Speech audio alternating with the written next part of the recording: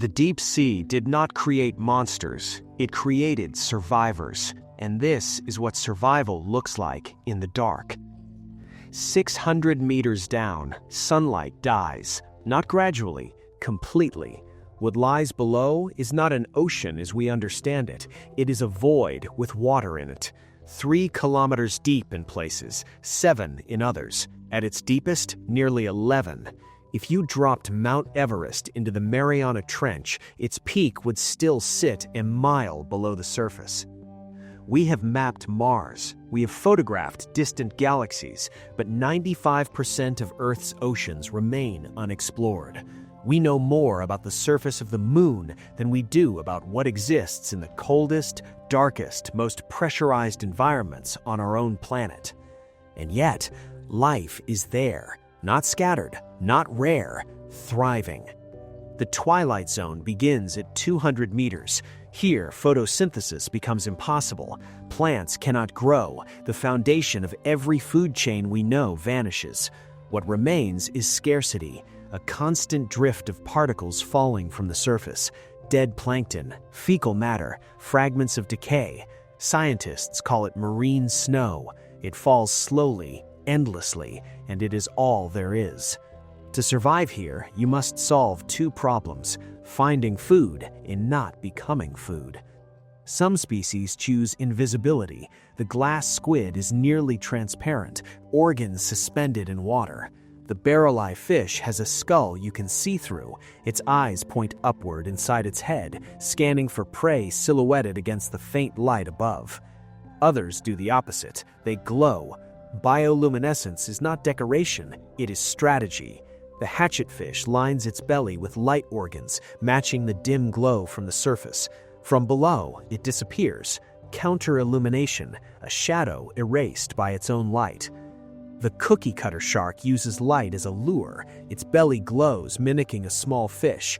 Larger predators rise to investigate. The cookie-cutter waits. Then it strikes, latching onto flesh with circular jaws and twisting, carving out a plug of meat before vanishing back into the dark. Every night, something extraordinary happens. Billions of creatures rise from the depths. Lanternfish, squid, krill, jellies. They ascend hundreds of meters to feed in the plankton-rich surface waters. At dawn, they retreat.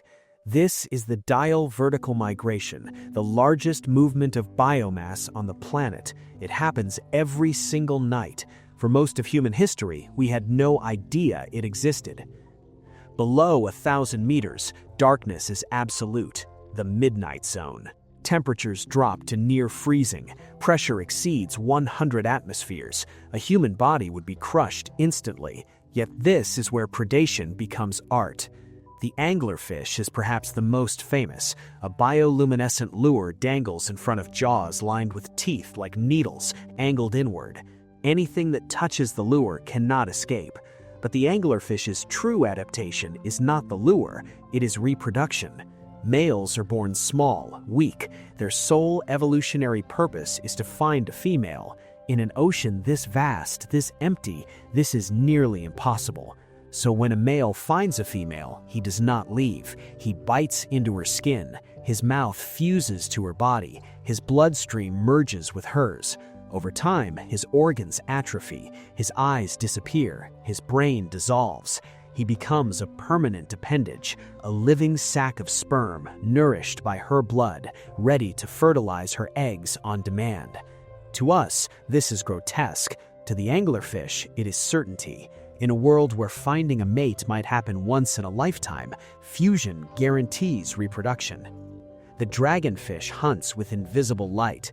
Most bioluminescence in the deep sea is blue or green. The dragonfish produces red.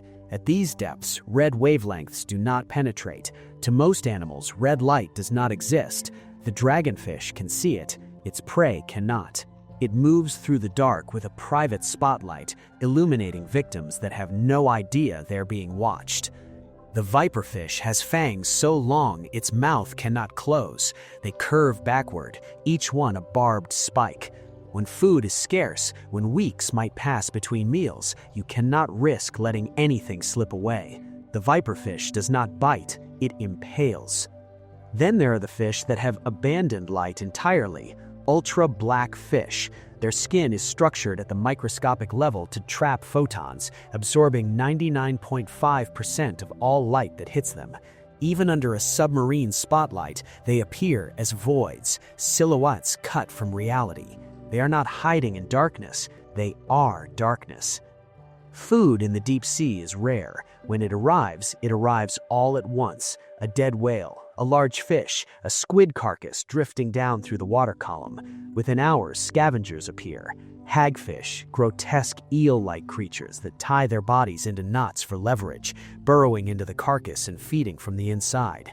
Sleeper sharks, slow-moving and nearly blind, tearing away chunks of blubber. Amphipods, shrimp-like crustaceans, swarming in the thousands. The feast lasts weeks, then months. Eventually, only bone remains. And then new life arrives. Osedax worms, bone-eating worms. They lack mouths. Instead, they extend roots into the skeleton, dissolving the bone and feeding on the lipids trapped inside. A single whale carcass can sustain an Osedax colony for decades. The vampire squid doesn't hunt. It drifts, collecting marine snow with long filaments covered in sticky mucus. Despite its name, it consumes no blood. It has the lowest metabolic rate of any chelipog. Its blood carries oxygen more efficiently than any other known species. It survives in regions where oxygen levels would suffocate most life. It does this by doing almost nothing, drifting, waiting, existing on the absolute minimum. 4,000 meters down, the abyssal plain begins. It is the largest habitat on Earth, flat, featureless, mud stretching in every direction for thousands of kilometers. It covers more than half the planet's surface. Most of it has never been seen by human eyes. Here, life moves slowly. Giant isopods, the size of house cats, crawl across the sediment. They are scavengers, opportunists. They can survive for years without food. Their metabolism so slow that time itself seems irrelevant. When food does arrive, they gorge, eating until their bodies swell and their legs can barely move. The Greenland shark prowls these depths. It grows to over 6 meters long. It moves at less than 1 kilometer per hour. Its flesh is toxic, saturated with compounds that act as antifreeze in the near-freezing water. Scientists have aged some individuals at over 400 years old, born before the Industrial Revolution, still alive, still hunting. Size in the abyss is paradoxical. Some creatures are giants: the colossal squid, the giant amphipod, the Japanese spider crab with a leg span of 4 meters. Others are impossibly small, microscopic even. We do not know why gigantism occurs here. It may conserve energy, it may provide defense, or it may simply be that in a world with so few predators, there is no evolutionary pressure to stay small. Below 6,000 meters, we enter the Hadal Zone, the trenches, scars in the Earth's crust where tectonic plates collide and one is dragged beneath the other. The Mariana Trench, the Tonga Trench, the Philippine Trench. These are the deepest places on the planet. Pressure here exceeds 1,000 atmospheres, 11 tons per square inch. Steel would crumple, concrete would crack, and yet life persists. The Hadal snailfish is translucent, fragile. It looks as though it would dissolve in your hand. Its skeleton is barely ossified, more cartilage than bone. Its cells produce specialized proteins that prevent its tissues from collapsing under pressure. It is the deepest living vertebrate ever discovered, filmed at depths exceeding 8,000 meters. Amphipods here are scavengers.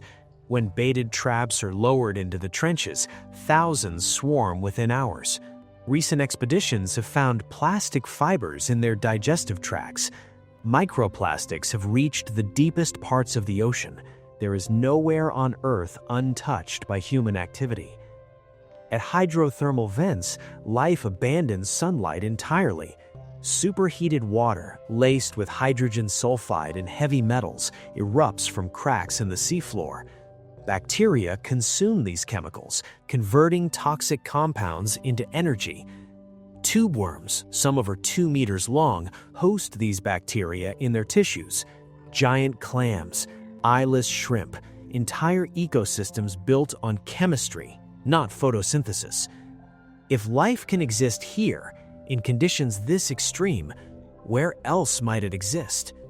Europa, Jupiter's moon, has an ocean beneath its ice. Enceladus, orbiting Saturn, has hydrothermal vents. The deep sea is not just a window into Earth's past, it is a window into what life might look like elsewhere. We call these creatures horrifying, monstrous, nightmare fuel. But they are not monsters, they are solutions. How do you eat when food arrives once a month? You grow jaws that unhinge, teeth that trap, stomachs that expand. How do you reproduce in an empty ocean? You fuse with your mate. You become one organism. How do you hide when there is no cover? You turn invisible, or you become the darkness itself. How do you survive pressures that would kill anything else? You rebuild your cells, you soften your bones, you evolve proteins that function under conditions no other life can tolerate. Every feature we find disturbing is necessary, not cruel, not random, necessary. The deep sea is not a gallery of horrors, it is a testament to adaptation, to resilience, to the sheer stubbornness of life in the face of impossible odds. We have explored less than 5% of it. Each expedition returns with species never before seen, creatures that rewrite what we thought possible. And each discovery asks the same question: if life can thrive here, in the coldest, darkest, most hostile environment on Earth, where can it not thrive? The horror is not in the creatures themselves. The horror is in realizing how much we still do not know.